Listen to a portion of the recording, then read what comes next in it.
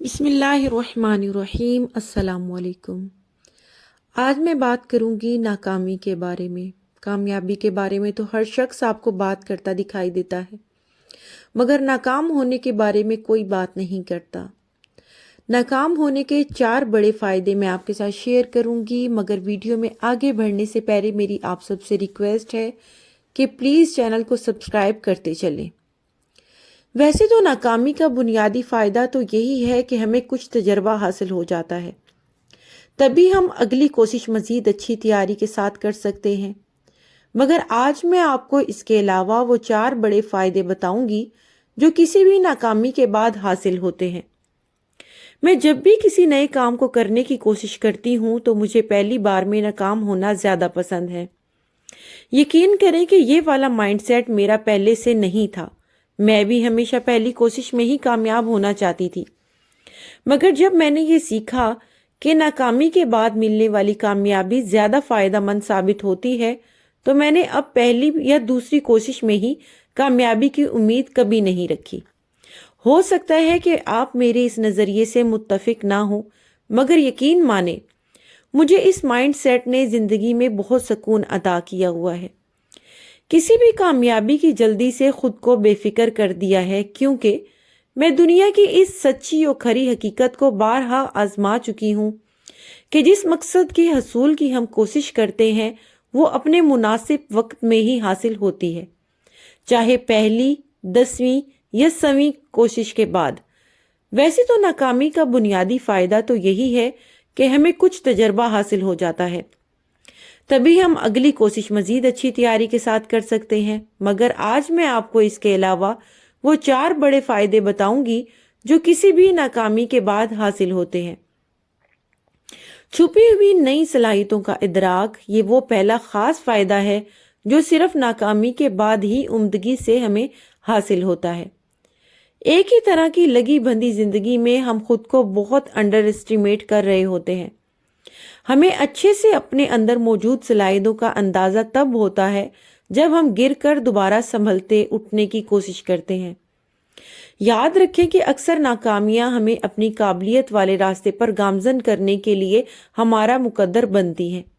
عاجزی و انکساری پیدا ہونا، اپنے اندر کی میں ختم ہو جانا، میرے خیال میں ناکامی کا ایک اور بہت اچھا فائدہ ہے۔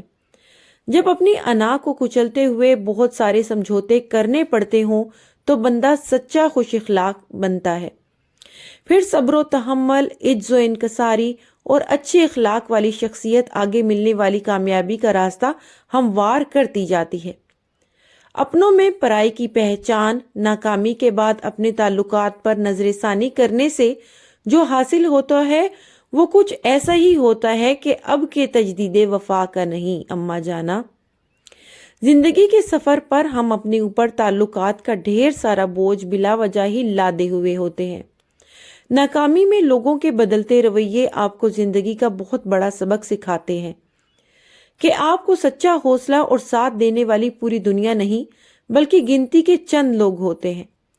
نیا کرنے کے ڈر اور جھجک کا خاتمہ، زندگی میں صرف اچھا سوچنا یا منصوبہ بنانا تب تک مفید نہیں ہوتا جب تک عملی کوشش نہ کی جائے۔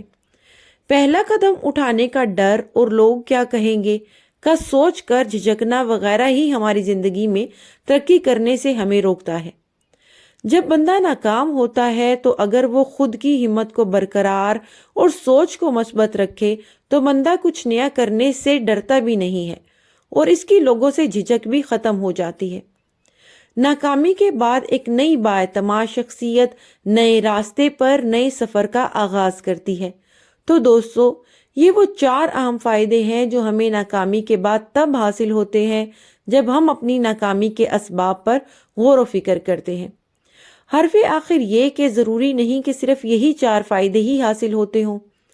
ہو سکتا ہے کہ آپ کے غور کرنے پر مزید بھی سامنے آ جائیں کہ میری اس ویڈیو کا مقصد ناکامی کی دوسری طرف کی مثبت سائڈ کو سامنے لانا تھا، جس کو ہمارے نوجوان ناکامی کی دل برداشتگی کی وجہ سے اکثر پس پشت ڈال دیتے ہیں۔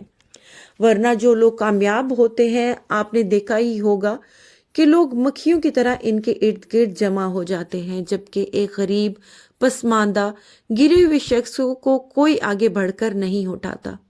اگر کوئی شخص گر جائے اور گر کر سنبھل جائے تو آپ سوچ نہیں سکتے کہ اس میں کتنی زیادہ طاقت بھر جاتی ہے۔ اسی طاقت کا دوسرا نام ناکامی ہے۔ تو ویڈیو پسند آئی ہے تو پلیز اسے لائک اور سبسکرائب کرنا بالکل نہ بھولیں، بیل نوٹیفیکیشن کو آل پہ سیٹ کر دیں۔